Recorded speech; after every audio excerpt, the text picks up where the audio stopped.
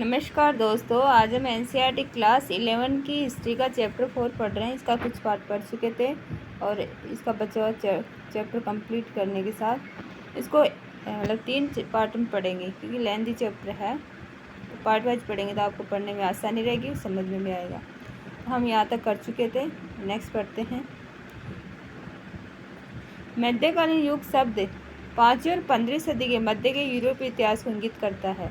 ठीक है।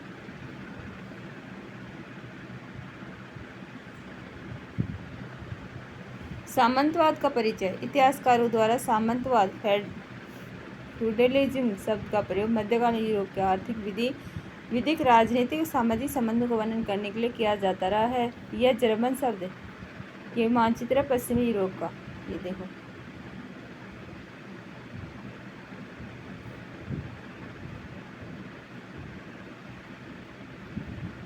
जर्मन शब्द फ्यूड से बना है, जिसका अर्थ है एक भूमि का टुकड़ा, और यह एक ऐसे समाज को इंगित करता है जो मध्य फ्रांस और बाद में इंग्लैंड और दक्षिण इटली में विकसित हुआ। आर्थिक संदर्भ में सामंतवाद एक तरह के कृषि उत्पादन को इंगित करता है जो सामंत, लॉर्ड और कृषकों के संबंधों पर आधारित है। कृषक अपने खेतों के साथ साथ लॉर्ड के खेतों पर कार्य करते थे। कृषक लॉर्ड को स्वयं सेवा प्रदान करते थे और बदले में वे उन्हें सैनिक सुरक्षा देते थे। इसके साथ साथ लॉर्ड के कृषकों पर व्यापक न्यायिक अधिकार भी थे। इसलिए सामंतवाद ने जीवन के न केवल आर्थिक बल्कि सामाजिक राजनीतिक पहलुओं पर भी अधिकार कर लिया। यद्यपि इसकी जड़ें रोमन साम्राज्य में विद्यमान प्रथाओं फ्रांस के राजा सोलोमन 1742 से 814 के काल में पाई गई। तथापि ऐसा कहा जाता है कि जीवन के सुनिश्चित तरीके के रूप में सामंतवाद की उत्पत्ति यूरोप के अनेक भागों में 11वीं सदी के उत्तरार्ध में हुई। फ्रांस और इंग्लैंड। गौल, जो रोमन साम्राज्य का एक प्रांत था, में विस्तृत जट तट रेखाएं, पर्वत श्रेणियां, लंबी नदियां, वन और कृषि करने के लिए उपयुक्त विस्तृत मैदान थे। जर्मनी की एक जनजाति फ्रैंक ने गौल को अपना नाम देकर उसे फ्रांस बना दिया। 6वीं सदी से यह प्रदेश फ्रैंकिश अथवा फ्रांस के ईसाई राजाओं द्वारा शासित राज्य था। फ्रांसीसी की चर्च के साथ प्रगाढ़ संबंध थे, जो पोप द्वारा राजा सोलोमन ने से समर्थन प्राप्त करने के लिए उसे पवित्र रोमन सम्राट की उपाधि दिए जाने पर और अधिक मजबूत हो गए। एक संकरे जलमार्ग के पार स्थित इंग्लैंड स्कॉटलैंड द्वीपों को 11वीं सदी में फ्रांस के एक प्रांत नॉर्मंडी के राजकुमार द्वारा जीत लिया गया था। फ्रांस का प्रारंभिक इतिहास। 481 क्लोविस फ्रैंक लोगों का राजा बना। 486 क्लोविस और फ्रैंक ने उत्तरी गौल का विजय अभियान प्रारंभ किया। 496 क्लोविस और फ्रैंक लोग धर्म परिवर्तन करके ईसाई बने। 714 चार्ल्स मार्टन राजमहल का मेयर बना। 751 मार्टल का पुत्र पेपिन फ्रैंक लोगों के शासक को अपदस्थ करके शासक बना और उसने एक अलग वंश की स्थापना की। विजय अभियानों ने राज्य आकार दुगुना कर दिया। 768 पेपिन का स्थान उसके पुत्र सोलोमन चार्ल्स मान द्वारा लिया गया। 800 पोप लियो थर्ड ने सोलोमन को पवित्र रोमन सम्राट का ताज पहनाया गया। 840 से नॉर्वे से वाइकिंग लोगों के हमले।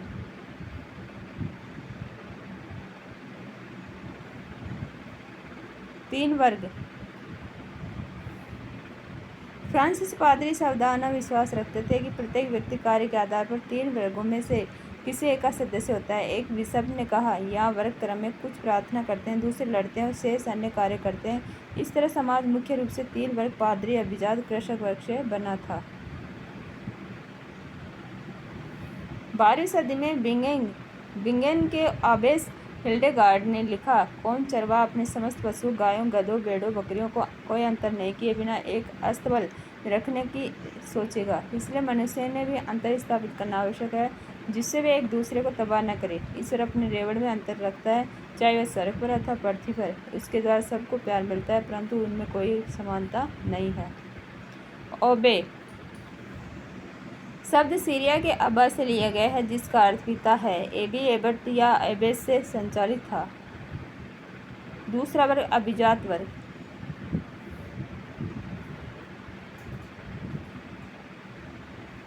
पादरी ने स्वयं को प्रथम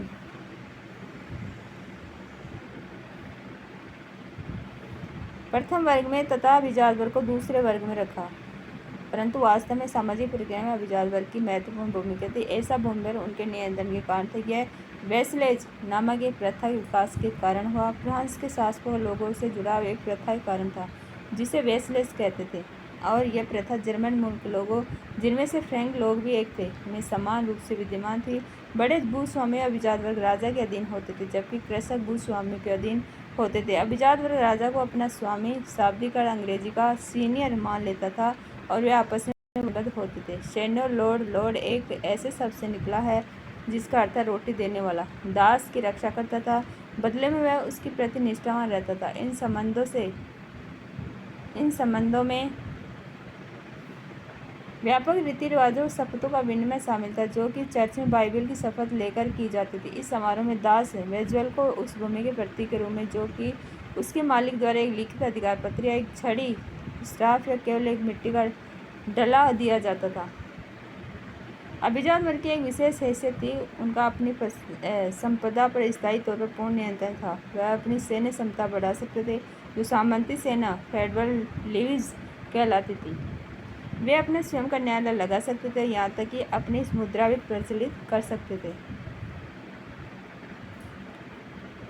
वे अपनी भूमि पर बसे सभी व्यक्तियों के मालिक थे, विस्तृत क्षेत्रों के स्वामी थे, जिसमें उनके घर, उनके निजी खेत, जोत व चारागाह, उनके आसानी कृषकों, टेनेंट पेसेंट के घर और खेत होते थे।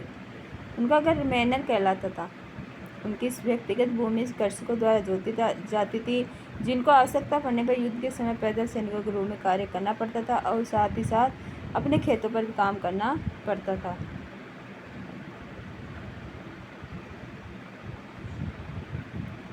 फ्रांसीसी अभिजात शिकार पर जाते हुए 15वीं सदी की पेंटिंग।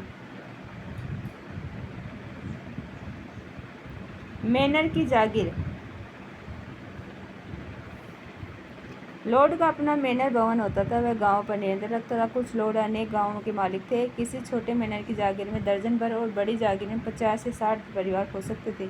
प्रतिदिन के उपभोग की प्रत्येक वस्तु जागीर पर मिलती थी। अनाज खेतों में उगाए जाते थे। लोहार और बढ़ई लॉर्ड के औजारों की देखभाल और हथियारों की मरम्मत करते थे, जबकि राजमिस्त्री उनको इमारतों की देखभाल करते थे। औरतें वस्त्र काटती थी, बुनती थी, और बच्चे लॉर्ड की मदिरा संपीड़क में कार्य करते थे। जागीरों में विस्तृत अन्य भूमि और वन होते थे, जहाँ लॉर्ड शिकार करते थे। उनके यहाँ चारागाह होते थे, जहाँ उनके पशु घोड़े चरते थे। वहाँ पर एक चर्च और सुरक्षा के लिए एक दुर्ग होता था।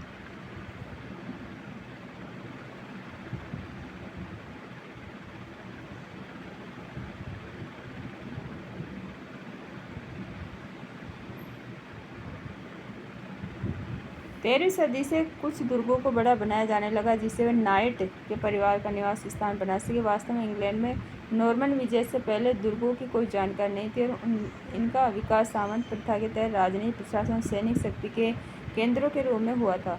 मैनर कभी भी आत्मनिर्भर नहीं हो सकते थे, क्योंकि उन्हें नमक, चक्की का पाट और धातु के बर्तन बाहर के स्रोतों से प्राप्त करने पड़ते थे। ऐसे लॉर्ड जो विलासी जीवन बिताना चाहते थे और महंगे साजो सामान, वाद्य यंत्र, आभूषण खरीदना चाहते थे, जो स्थानीय जगहों पर उपलब्ध नहीं होते थे, ऐसी चीज़ों को उन्हें दूसरे स्थान से प्राप्त करना पड़ता था। नाइट क्या है? नाइट 9वीं सदी से यूरोप में स्थानीय युद्ध प्राय होते रहते थे। शौकिया कृषक सैनिक पर्याप्त नहीं थे, और कुशल अश्व सेना की आवश्यकता थी।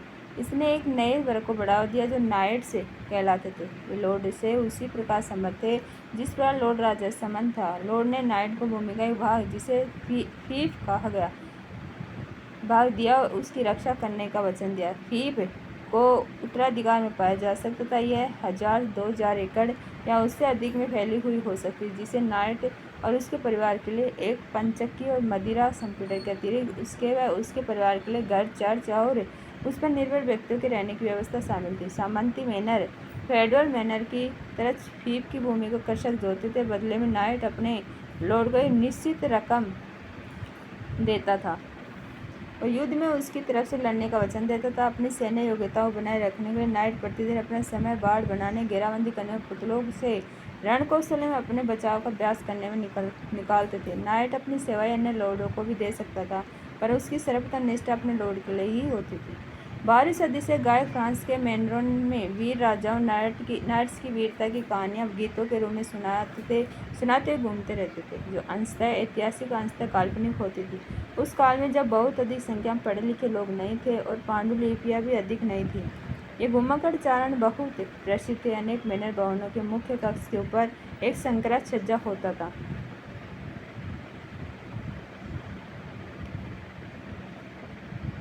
जहाँ मैनर के लोग भोजन के लिए एकत्र होते थे। ये एक गायक दीर्घा होती थी, जो कि संगीतज्ञ द्वारा विचार वर्ग के लोगों का भोजन करते वक्त मनोरंजन करने के लिए बनी थी। प्रथम वर्ग पादरी वर्ग। कैथोलिक चर्च के अपने नियम थे। राजा द्वारा दी गई भूमियाँ थी जिनसे वे कर उगा कर सकते थे, इसलिए यह एक शक्तिशाली संस्था थी जो राजा पर निर्भर नहीं थी। पश्चिमी चर्च के अध्यक्ष पोप थे जो रोम में रहते थे। यूरोप में ईसाई समाज का मार्गदर्शन बिशपों तथा पादरी द्वारा किया जाता था, जो प्रथम वर्ग के अंग थे। अधिकतर गांवों में अपने चर्च हुआ करते थे, जहाँ पर अनेक रविवार को लोग पादरी के धर्मोपदेश सुनने तथा सामूहिक प्रार्थना करने के लिए इकट्ठा होते थे।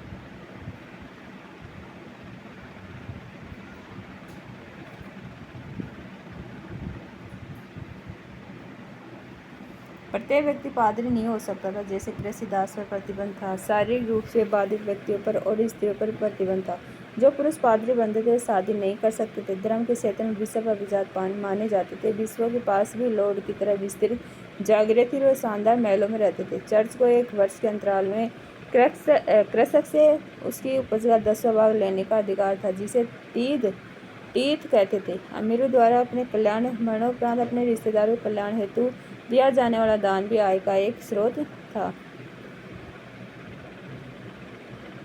चर्च के औपचारिक रीति रिवाज की कुछ महत्वपूर्ण रस्में सामंती कुलीनों की नकल थी। प्रार्थना करते वक्त हाथ जोड़कर और सिर झुकाकर घुटनों के बल झुकना नाइट द्वारा अपने वरिष्ठ लॉर्ड के प्रति वफादारी की शपथ लेते वक्त अपनाए गए तरीकों की नकल था। इसी प्रकार ईश्वर के लिए लॉर्ड शब्द का प्रचलन एक उदाहरण था, जिसके द्वारा सामंती संस्कृति चर्च के उपासना कक्ष में प्रवेश करने लगी। इस प्रकार अनेक सांस्कृतिक सामंती रीति रिवाजों तौर तरीकों को चर्च की दुनिया में अपना लिया गया था। भिक्षु। चर्च के अतिरिक्त कुछ विशेष श्रद्धालु ईसाइयों की एक दूसरी तरह की संस्था थी। कुछ अत्यधिक धार्मिक व्यक्ति पादरियों के विपरीत, जो लोगों के बीच में नगरों गांव में रहते थे, एकांत जिंदगी जीना पसंद करते थे। धार्मिक समुदाय में रहते थे, जिन्हें एबी या मोनेस्ट्री मठ कहते थे, और जो अधिकतर मनुष्य की आम आबादी से बहुत दूर होते थे। जो दो सबसे अधिक प्रसिद्ध मठों में एक मठ 529 में इटली में स्थापित सेंट बेनेडिक्ट था, और दूसरा 910 में बरगड़ी में स्थापित क्लूनी था। भिक्षु अपना सारा जीवन ओबे में रहने और समय प्रार्थना करने, अध्ययन और कृषि जैसे शारीरिक श्रम में लगाने का व्रत लेता था। पादरी कार्य के विपरीत भिक्षु की जिंदगी पुरुष और स्त्रियां दोनों ही अपना सकते थे। ऐसे पुरुषों को मोक तथा स्त्रियां नन कहलाती थी। कुछ ओबों को छोड़कर ज्यादातर में एक ही लिंग के व्यक्ति रह सकते थे। पुरुषों और महिलाओं के लिए अलग अलग ओबे थे। पादरियों की तरह भिक्षु और भिक्षुणियां भी विवाह नहीं कर सकती थी।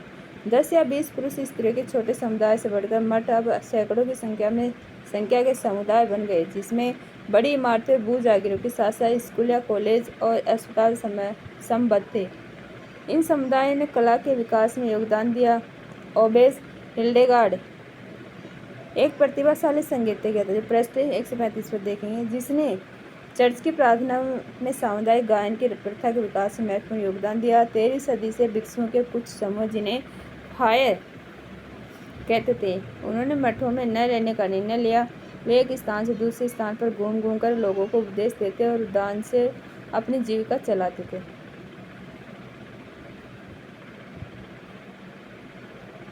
इंग्लैंड के फार्नबरो में सेंट माइकल की बेनेडिक्टिन ओबे।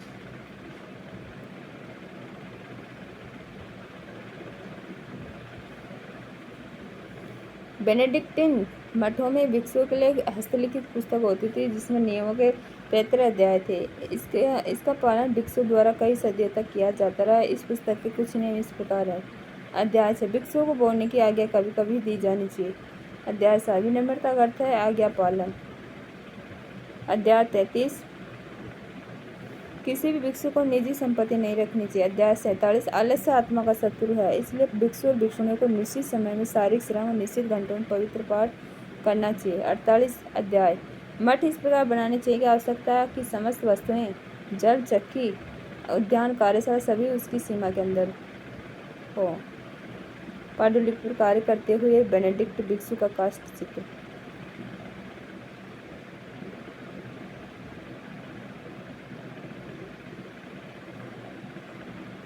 चौदहवीं सदी तक आते आते मठवाद के महत्व उद्देश्य के बारे में कुछ शंकाएं व्याप्त होने लगी। इंग्लैंड में लैंगलैंड की कविता पीएस प्लाउमैन 1360 से 17 ईस्वी में कुछ भिक्षुओं के आरामदायक विलासीपूर्ण जीवन को साधारण कृषकों, गडरी और गरीब मजदूरों के विशुद्ध विश्वास से तुलना की गई है। इंग्लैंड में भी चौसर ने कैंटरबरी टेल्स लिखी। नीचे बॉक्स में उदाहरण देखिए जिसमें भिक्षुणी नन भिक्षु मॉन्क फायर का हास्यास्पद चित्रण किया गया है। चर्च और समाज।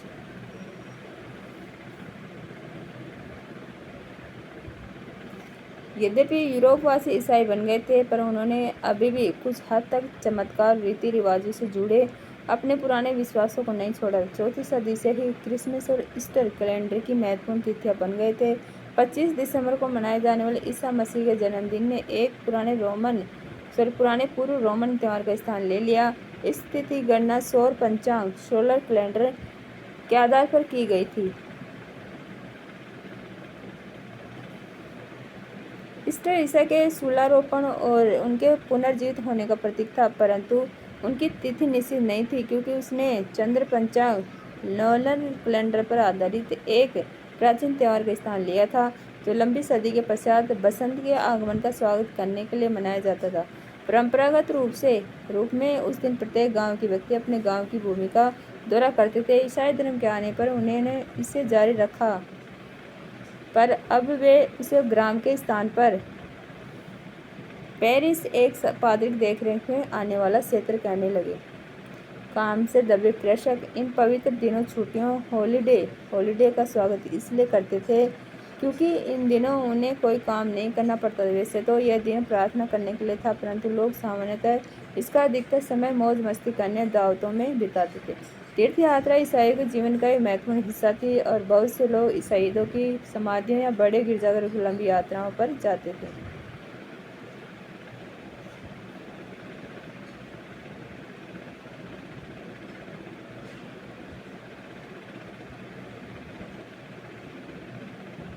अब आता है तीसरा वर्ग, किसान, स्वतंत्र और बंधक। अब हम लोगों के उस विशाल समूह की चर्चा करेंगे जो पहले दो वर्गों को भरण पोषण करते थे। काश्तकार दो तरह के होते थे, स्वतंत्र किसान और सिर्फ, जिन्हें हिंदी में कृषि दास कहा जाता है। सिर्फ अंग्रेजी क्रिया टू सर्व से बना है। स्वतंत्र कृषक अपनी भूमि को लॉर्ड के काश्तकार के रूप में देखते थे। पुरुषों का सैनिक सेवा में योगदान आवश्यक होता था। वर्ष में कम से कम 40 दिन कृषकों के परिवार को लॉर्ड की जागीरों पर जाकर काम करने के लिए सप्ताह के 3 या उससे अधिक कुछ दिन निश्चित करने पड़ते थे। इस श्रम से होने वाला उत्पादन, जिस श्रम अधिशेष लेबर रेंट कहते थे, सीधे लॉर्ड के पास जाता था। इसके अतिरिक्त उनसे अन्य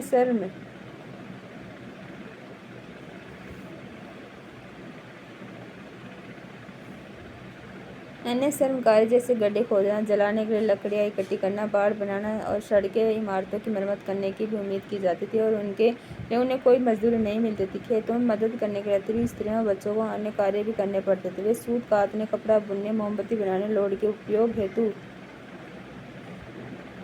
अंगूरों से रस निकालकर मदिरा तैयार करते थे। इसके साथ ही एक प्रत्यक्ष कर टेली था जिसे राजा कृषकों पर कभी कभी लगाते थे। पादरी और विजाधवर इस कर से मुक्त थे। कृषिदास अपने गुजारे के लिए जिन भूखंडों पर कृषि करते थे वे लॉर्ड के स्वामित्व में थे, इसलिए उनकी अधिकतर उपज भी लॉर्ड को ही मिलती थी। वे उन भूखंडों पर कृषि करते थे जो केवल लॉर्ड के स्वामित्व में ही थी, इसके लिए उन्हें कोई मजदूरी नहीं मिलती थी और वे लॉर्ड की आज्ञा के बिना जागीर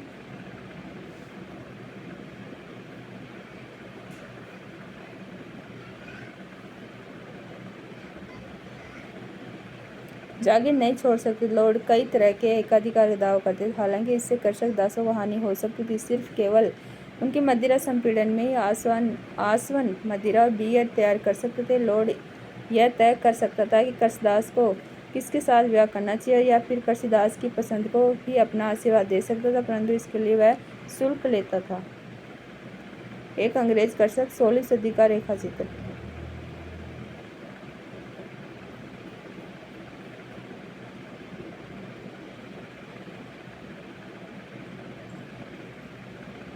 इंग्लैंड की वर्तमान रानी विलियम प्रथम की उत्तराधिकारी।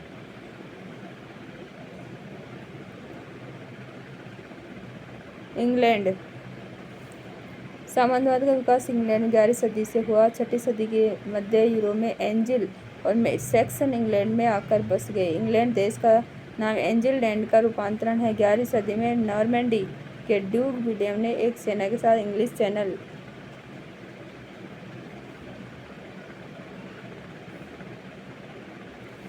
सेना को पार कर इंग्लैंड के सैक्सन राजा को हरा दिया। इस समय फ्रांस इंग्लैंड में क्षेत्रीय सीमा व्यापार से उत्पन्न होने वाले विवादों के कारण प्राय युद्ध होते रहते थे। विलियम प्रथम ने भूमि नपवाई और उसके नक्शे बनवाए। उसे अपने साथ आए 180 नॉर्मन अभिजातों में बांट दिए। यही लॉर्ड राजा के प्रमुख काश्तकार बन गए थे, जिनसे वह सैन्य सहायता की उम्मीद करता था। वे राजा को कुछ नाइट देने के लिए बाध्य थे। शीघ्र ही वे नाइटों को कुछ भूमि उपहार में देने लगे, जिनसे वे उसी प्रकार सेवा की आशा रखते थे जैसे ही वे राजा की करते थे, किंतु वे नाइटों का अपने निजी युद्धों के लिए उपयोग नहीं कर सकते थे, क्योंकि इस पर इंग्लैंड में प्रतिबंध था। एंग्लो सैक्सन कृषक विभिन्न स्त्री भूस्वामी के काश्तकार बन गए।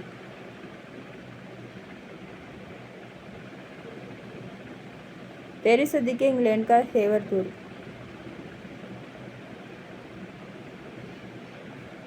दोस्तों, हम आज यहीं तक पढ़ेंगे और इसको जल्दी कंप्लीट करेंगे, ठीक है। तो जल्दी मिलते हैं दोस्तों, थैंक यू।